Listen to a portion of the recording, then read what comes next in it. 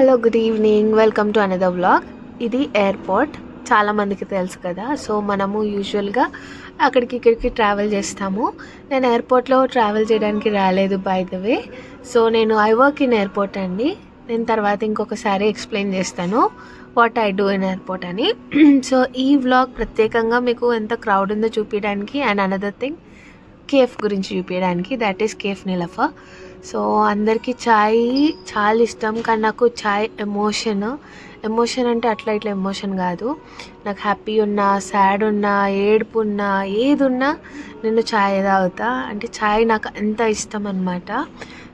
ఇంకేంటంటే పార్టీస్కి ఎవరైనా పార్టీస్ అంటారు కదా, నేను ఏదున్నా చాయ్ తోటే సెలబ్రేట్ చేసుకుంటా.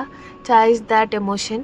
నేను యూట్యూబ్లో చాలామంది కేఫ్ నీలఫర్ గురించి పెడతారు కదా. సో నాకు ఎప్పుడు బాధ అనిపించినా, ఎప్పుడు ఎక్కువ స్ట్రెస్ అనిపించినా జస్ట్ నీలఫర్కి వెళ్ళిపోయి ఒక మంచి చాయ్ తాగి విత్ బన్ మస్కా తినేసి వచ్చేస్తా.